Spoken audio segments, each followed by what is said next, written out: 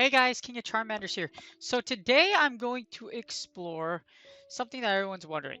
Is Cresselia of Ultra League? I'm not talking about the Great League version because the Great League version's we kind of forgot about it already, mostly because Ultra League's just been pissing all of us off. It's been pissing me off.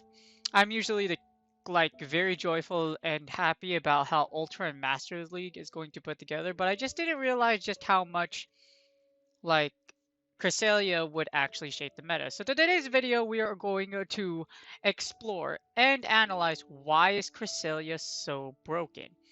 In my preseason analysis, my early analysis, we predicted that I predicted that Cresselia would be an absolute monster.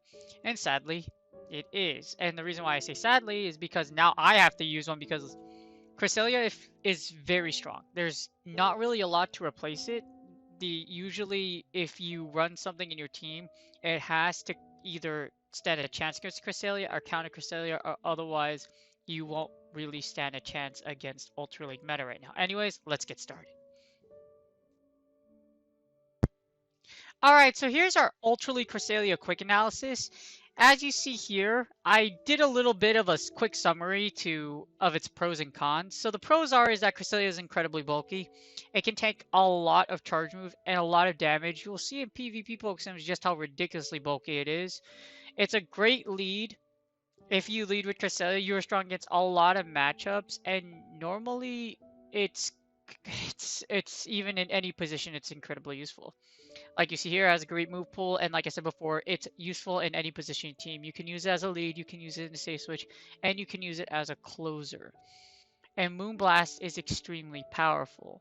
Moonblast is probably the single-handed reason why Cresselia is so broken, because it doesn't take long to charge you, and if you do get the debuff, it flips a lot of matchups, which we'll explore on the PvP poke portion again.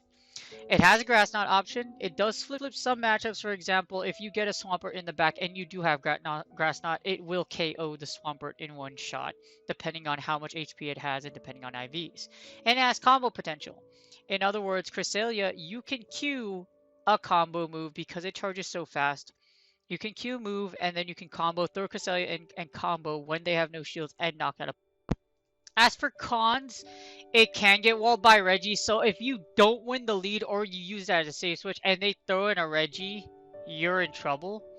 The mirror match can cause timeouts that can probably work against you because it takes so long, and essentially in a mirror match, whoever debuffs who first has a great advantage over the other. It's hard to obtain because you would have to have rated for it before, or you have to finish the Sinnoh challenge, which leads to the second one. It's expensive. Unless you rated heavily for Cresselia when it was first released, it's not very likely that you have a lot of Cresselia candy to power one up, or if you're already starving for dust, it takes a whooping 100k to power up for just the second move alone.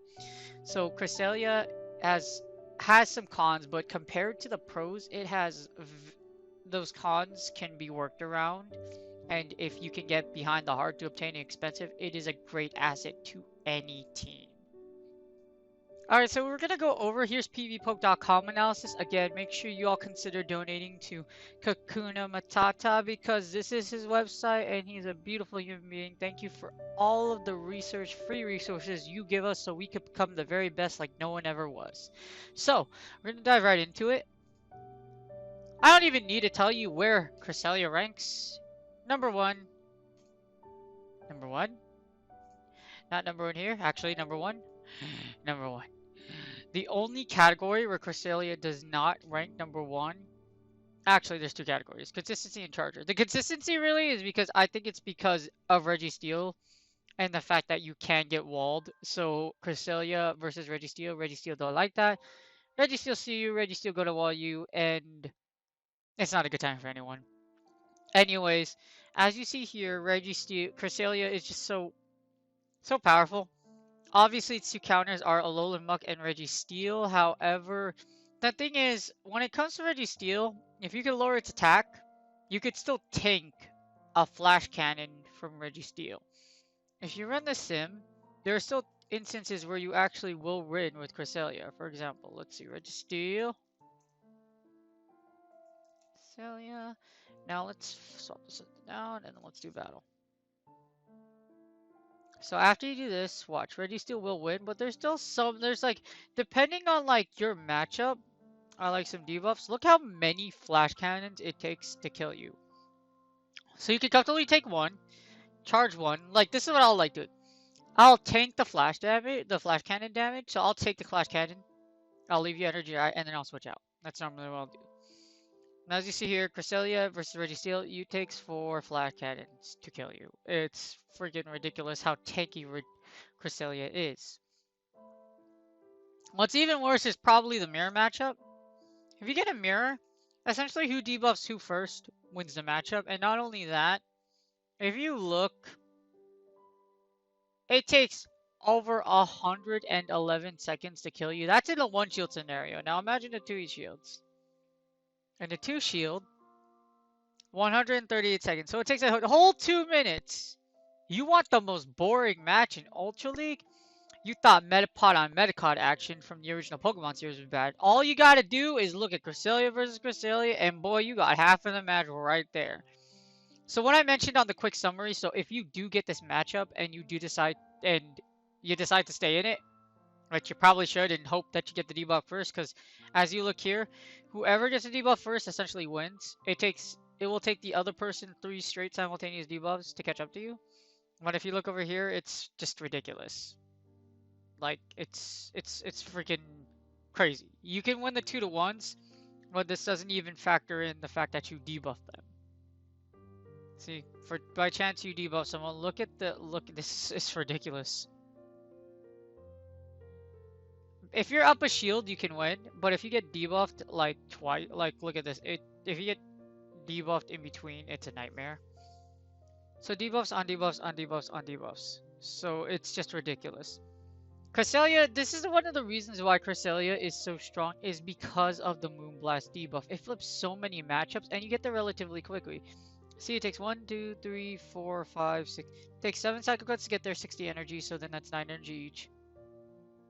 Which would mean, let's see, if you do the math, nope, 62, yeah, so 7 cycle cuts. So 7 times 9, 19, 27, 36, 45, 46, 3, so then 7 cycle cuts.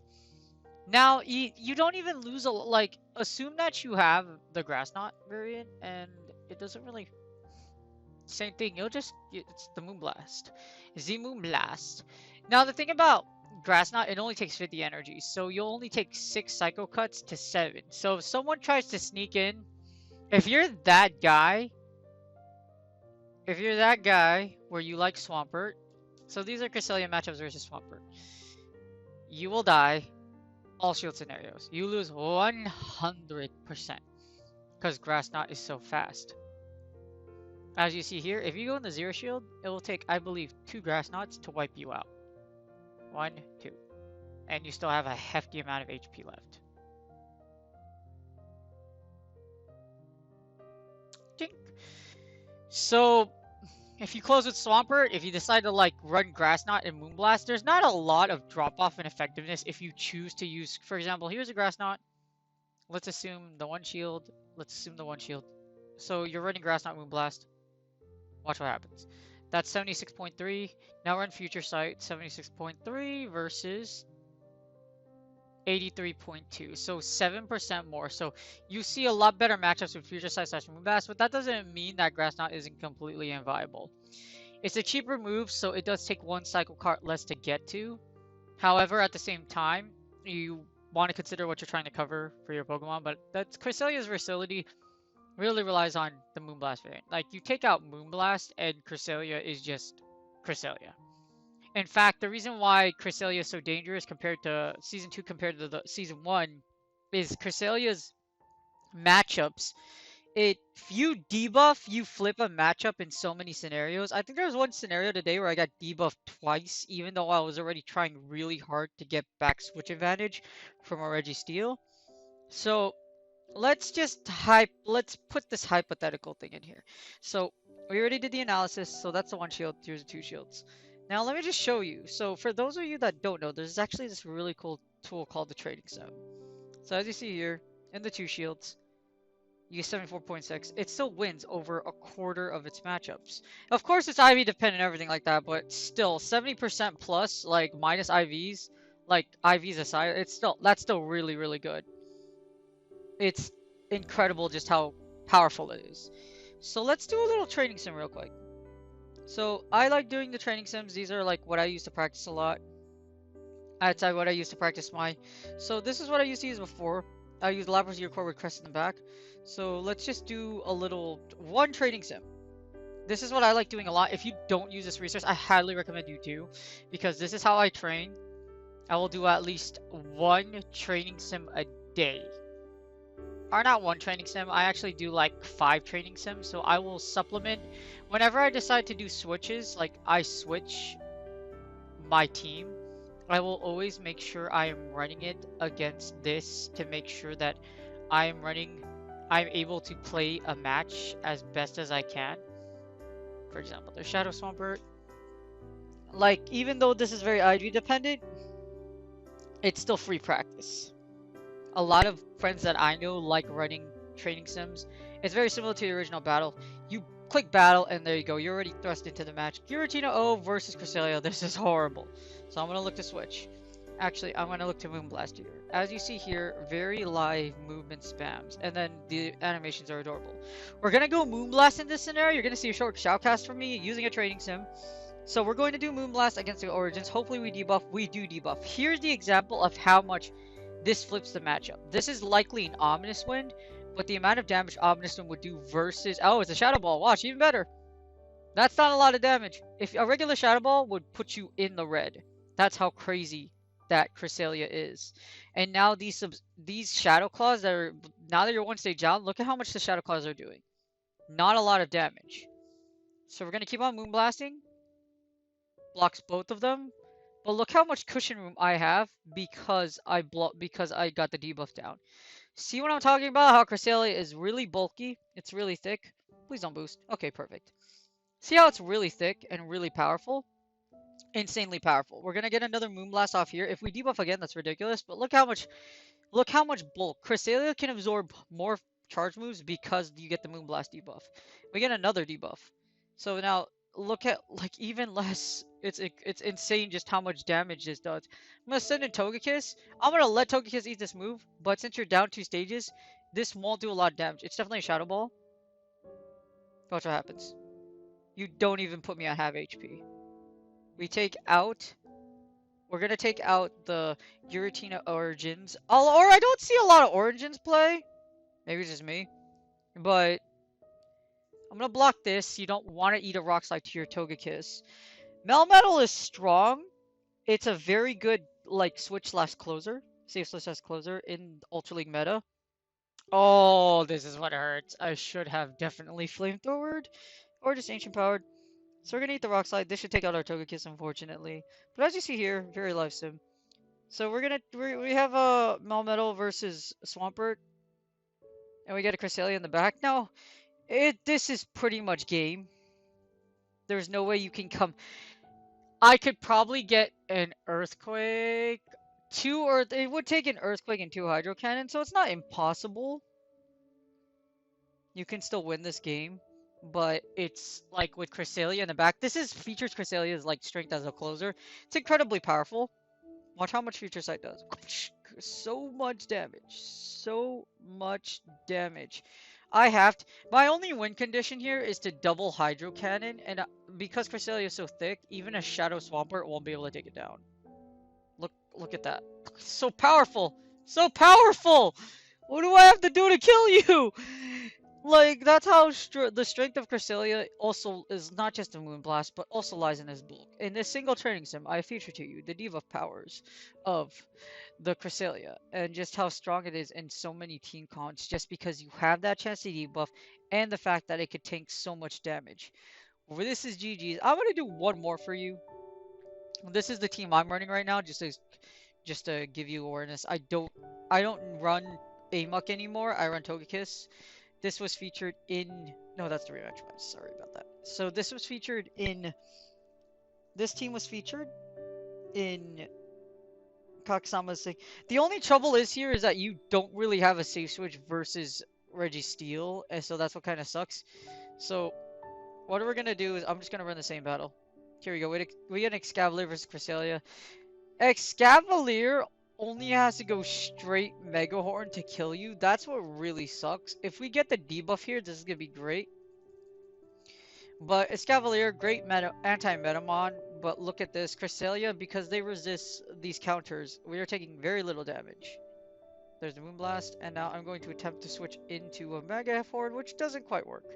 This is definitely a Mega Horn, by the way, what happens. And even though it's a Mega Horn, Cresselia can eat the damage. Does heavy damage, but you can still tank it. Because counters are resisted, you still have play. And Cresselia, it's literally almost impossible to nuke Cresselia at full HP.